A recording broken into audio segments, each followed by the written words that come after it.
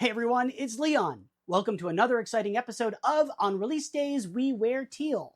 On this series, we quickly and concisely cover the latest features, fixes, and updates to the Cribl ecosystem, with a healthy side helping of pop culture references and self-deprecating snark.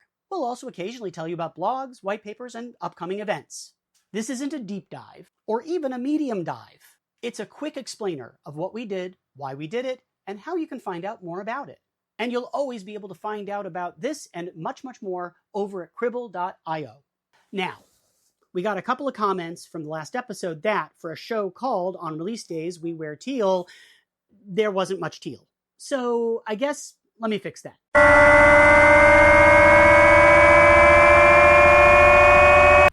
I dinna ken how much more teal she can take, Captain. You know, I think we're just going to stick with this for now. How about we get started?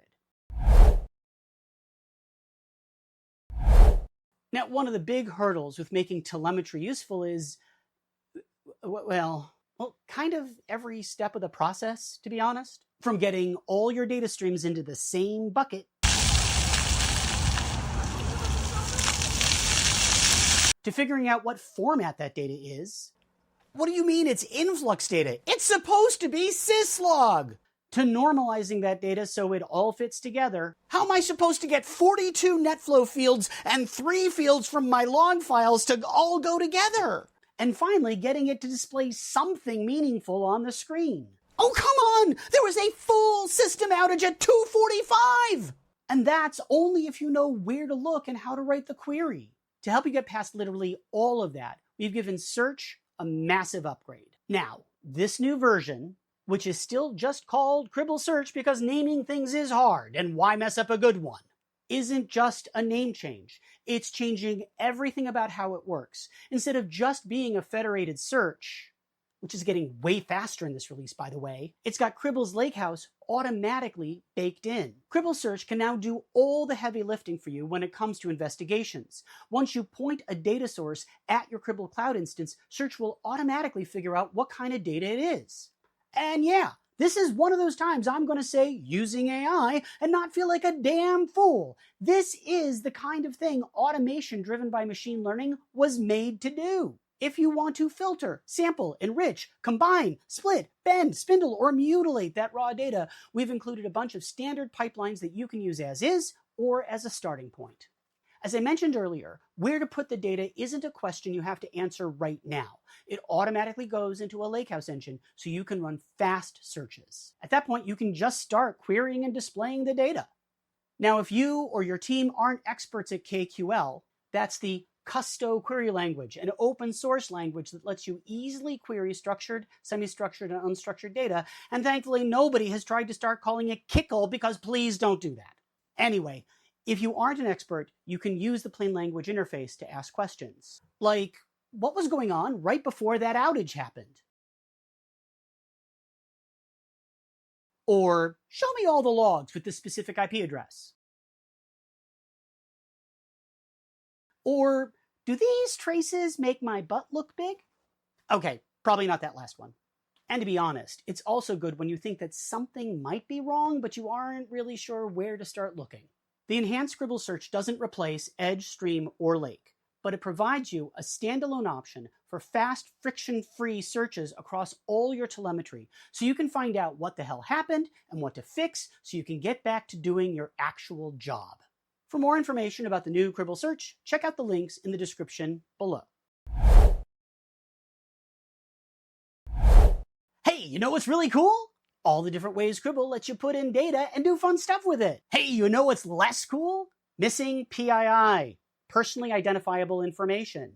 I mean, we know you don't do it on purpose. You and your team work really hard to keep that stuff out of the data stream. But it's a hard job that requires constant vigilance, and things get through despite your best efforts. Which is why I'm talking about background detection, a new capability in Cribl Guard, and I bet you can already guess what it does.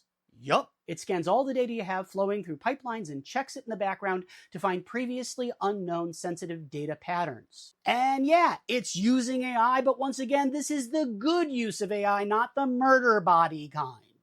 Instead of relying solely on predefined rules, background detection uses a family of purpose-built transformer models to identify things like PII, secrets, or regulated data.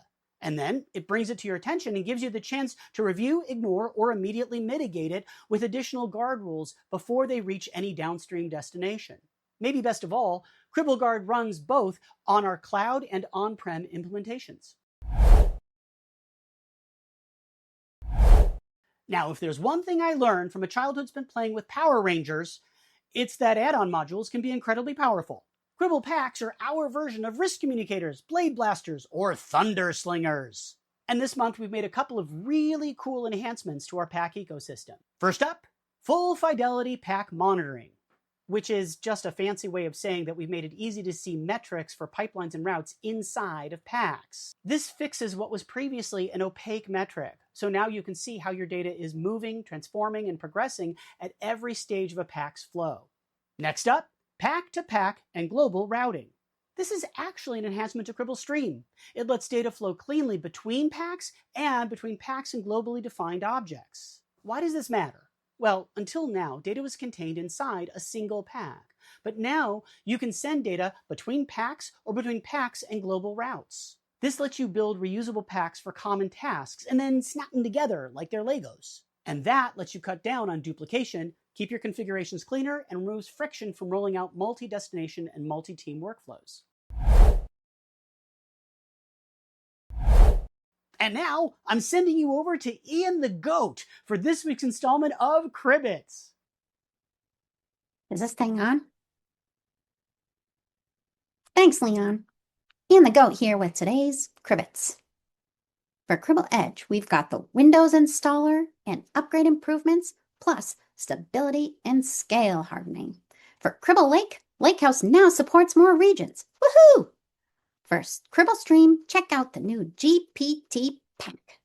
And now you can bring your own model, which lets you use Cribl AI features while retaining full control over your AI models, data, and infrastructure. Back to you, Leon. Well, that's That's episode 2 in the can. Here at Cribl, we know you have a metric ton of video content at your fingertips, so we appreciate you spending some of your valuable binge-watching time with us.